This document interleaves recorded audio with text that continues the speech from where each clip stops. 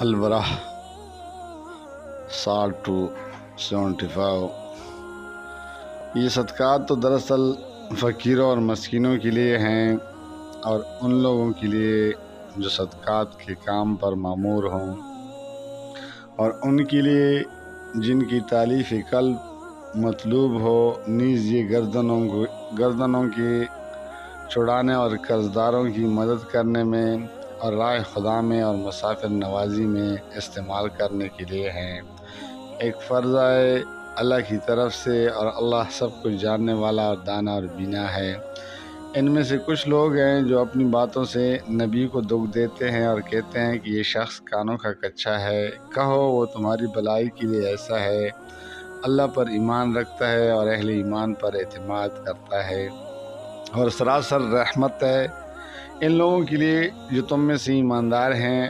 اور جو لوگ اللہ کے رسول کو دکھ دیتے ہیں ان کے لیے دردناک سزا ہے۔ یہ لوگ تمہارے سامنے قسمیں کھاتے ہیں تاکہ تمہیں راضی کرے، حالانکہ اگر یہ مومن ہیں تو اللہ اور رسول اس کی زیادہ حقدار ہیں۔ یہ ان کو راضی کرنے کی فکر کریں، کیا انہیں معلوم نہیں ہے کہ جو اللہ اور اس کے رسول کا مقابلہ کرتا ہے اس کے لیے دوزخ کی آگ ہے جس میں وہ ہمیشہ رہے گا۔ یہ بہت بڑی رسوائی ہے۔ یہ منافق ڈر رہے ہیں کہ کہیں مسلمانوں پر کوئی ایسی صورت نازل نہ ہو جائے جو ان کے دلوں کے بید کھول کر رکھ دے۔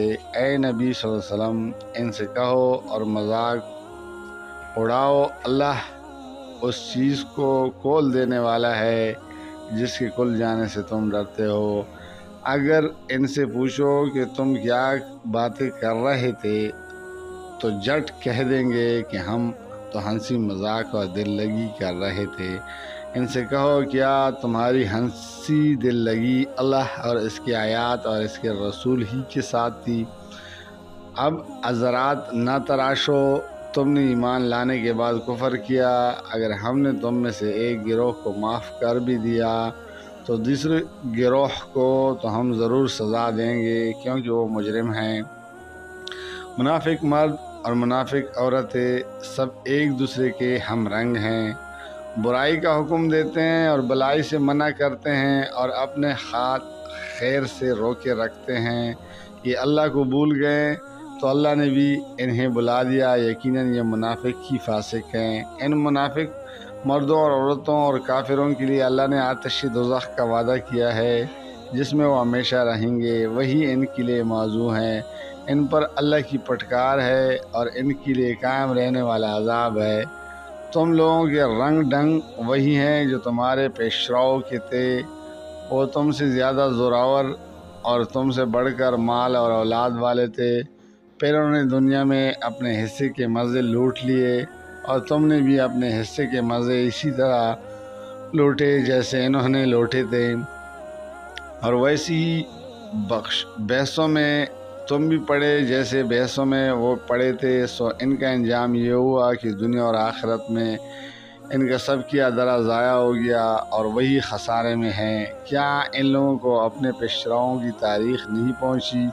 نوح علیہ السلام کی قوم، عاد، سمود، ابراہیم کی قوم، مدین کے لوگ، اور وہ بستیاں جنہیں الٹ دیا گیا، ان کے رسول ان کے پاس کلی نشانیاں لے کر آئے، پھر یہ اللہ کے کام نہ تھا کہ ان پر ظلم کرتا، مگر وہ آپ ہی اپنے اوپر ظلم کرنے والے تھے۔ مومن مرد اور مومن عورتیں یہ سب ایک دوسرے کے رفیق ہیں، بھلائی کا حکم دیتے ہیں، برائی سے روکتے ہیں، نماز قائم کرتے ہیں، زکوٰۃ دیتے ہیں، اور اللہ اور اس کے رسول کی اطاعت کرتے ہیں۔ یہ وہ لوگ ہیں جن پر اللہ کی رحمت نازل ہو کر رہے گی، یقیناً اللہ سب پر غالب اور حکیم و دانا ہے۔ ان مومن مردوں اور عورتوں سے اللہ کا وعدہ ہے کہ انہوں نے ایسے باغ دے گا جن کے نیچے نہریں بہتی ہوگی، اور وہ ان میں ہمیشہ رہیں گے۔ ان سدا بہار باغوں میں ان کے لیے پاکیزہ قیام گاہیں ہوگی، اور وہ سب سے بڑھ کر یہ کہ اللہ کی خوشنودی انہیں حاصل ہوگی، یہی بڑی کامیابی ہے۔ اے نبی صلی اللہ علیہ وسلم، کفار اور منافقین دونوں کا پوری قوت سے مقابلہ کرو اور ان کے ساتھ سختی سے پیش آؤ، آخرکار ان کا ٹھکانہ جہنم ہے، اور وہ بدترین جائے قرار ہے۔ یہ لوگ خدا کی قسم کھا کر کہتے ہیں کہ ہم نے وہ بات نہیں کہی، حالانکہ انہوں نے ضرور وہ کافرانہ بات کہی ہے۔ وہ اسلام لانے کے بعد کفر کے مرتکب ہوئے اور انہوں نے وہ کچھ کرنے کا ارادہ کیا جس سے کر نہ سکے۔ یہ ان کا سارا غصہ اسی بات پر ہے تاکہ اللہ اور اس کے رسول نے اپنے فضل سے ان کو غنی کر دیا ہے۔ اب اگر یہ اپنی اس روش سے باز آ جائیں تو انہی کے لیے بہتر ہے، اور اگر یہ باز نہ آئیں تو اللہ ان کو نہایت دردناک سزا دے گا، دنیا میں بھی اور آخرت میں بھی، اور زمین میں کوئی نہیں جو ان کا حمایتی اور مددگار ہو۔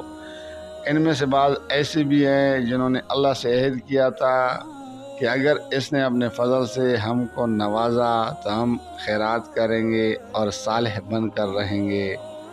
جزاک اللہ، فی امان اللہ۔